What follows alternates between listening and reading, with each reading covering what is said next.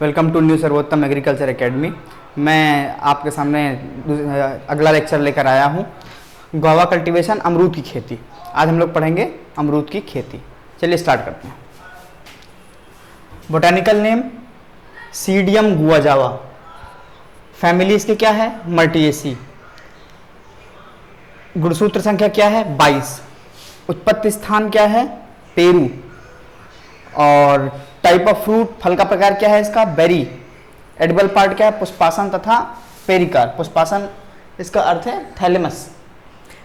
इसके बाद इसमें हमें एक और चीज़ की क्लाइमेट अगर हम पूछें, क्लाइमेट जलवायु इसकी क्या है, जलवायु सब ट्रॉपिकल, सब ट्रॉपिकल, उपोष्ण, उपोष्ण जलवायु का पौधा है।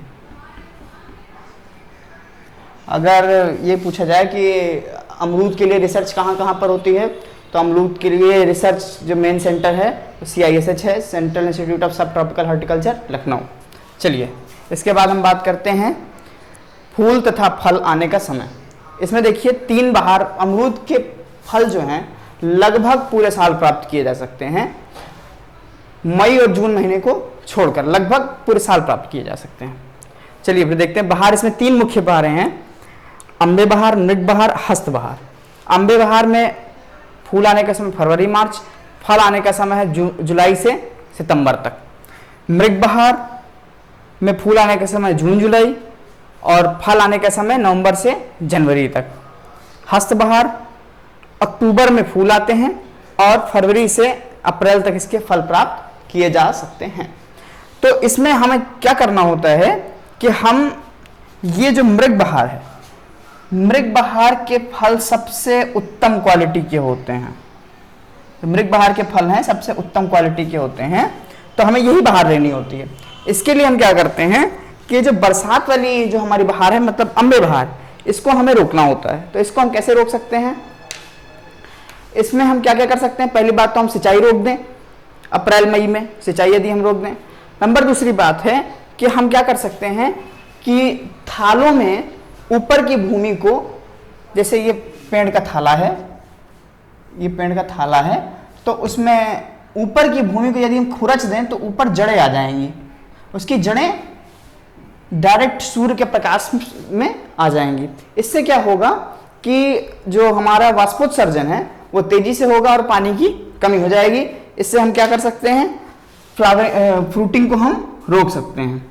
इसके बाद क्या है, इसके बाद इसका जो केमिकल कंट्रोल है, केमिकल कंट्रोल है कि आप 10% यूरिया का छिड़काव करें और सभी प्रजातियों में, और लखनऊ 49 जिसको सरदार गुआवा कहते हैं उसमें आपको 20% यूरिया का छिड़काव करना चाहिए।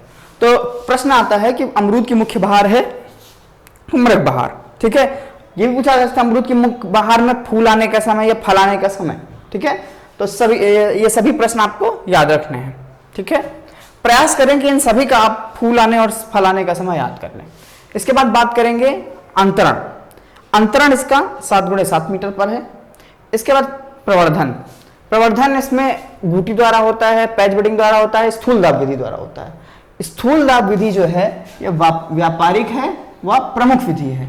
इस विधि को IRI में विकसित किया गया था। इस विधि के द्वारा एक साथ एक ही वृक्ष से, एक ही पेड़ से कई सारे हम प्रवर्धन के लिए स्टॉक प्राप्त कर सकते हैं। स्थूल दाब विधि में क्या करते हैं कि एक पेड़ को क्या करते हैं, 60 सेंटीमीटर तक काट देते हैं। जैसे ये पेड़ है, माना ये, ठीक है, मान लीजिए ये है, तो इसमें हम क्या करेंगे, 60 सेंटीमीटर तक काट देंगे। 60 सेंटीमीटर का जो लंबाई हो जाएगी उसके ऊपर क्या करेंगे, IBA का छिड़काव कर देंगे। IBA का छिड़काव कर देंगे और उसके ऊपर उसकी छाल को हटा देंगे।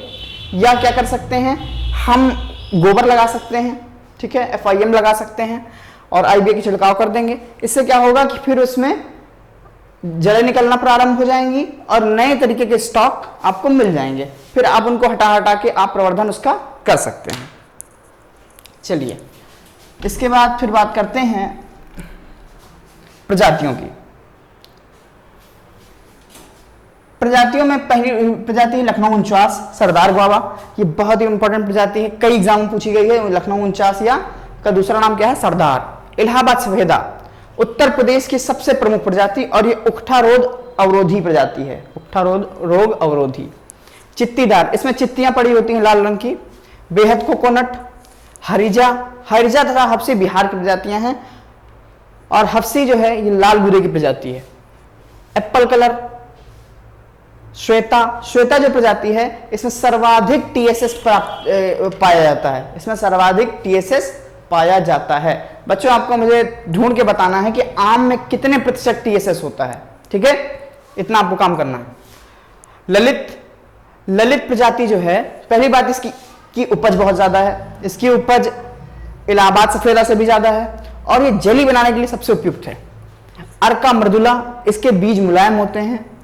इलाहाबाद सुरखा, इसका संकर प्रजातियों में हमारे पास दो प्रजातियां हैं, कोहीर सफेदा जिसका क्रॉस है कोहीर इंटू इलाहाबाद सफेदा, देखिए कोहीर आगे लिखा है, सफेदा पीछे लिखा है, और इसके बीज जो होते हैं कठोर होते हैं। सफेद जाम, सफेद जाम इलाहाबाद सफेदा इंटू कोहीर, इसके जो बीज हैं वो मुलायम हैं।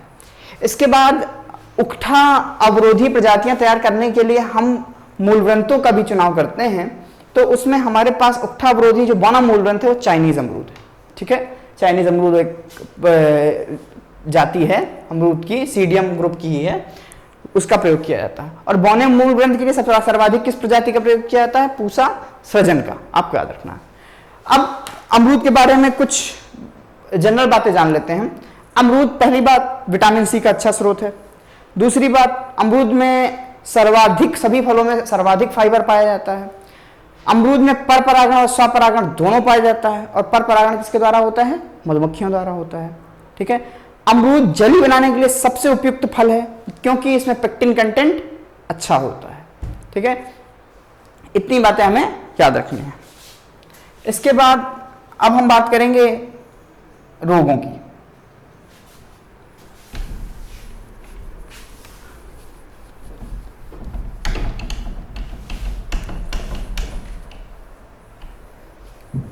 बच्चों इसमें जो रोग हैं वो प्रमुख रूप से एक ही रोग प्रमुख है इसमें, उकठा। इसका एक ही प्रमुख रोग है उकठा।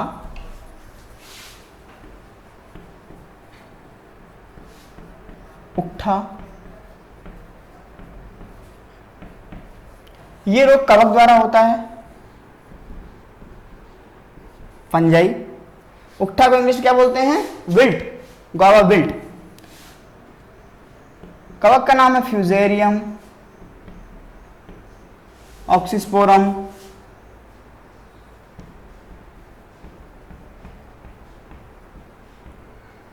सब स्पीसीज क्या है इसकी, सीडी।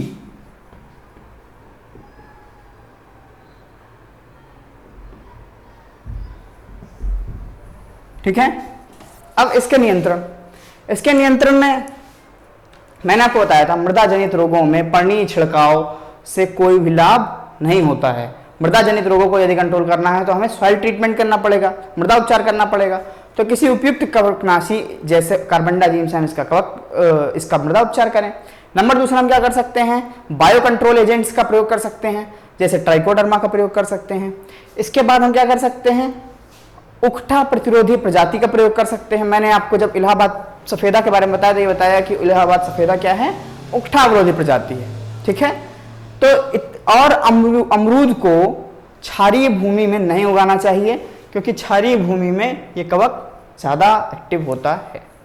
इसके बाद कीट की बात करें तो कीट में हमारे पास इसमें सबसे ज्यादा जो लगता है वो है एक तो फ्रूट फ्लाई, मुख्य इसका कीट है गुआवा फ्रूट फ्लाई।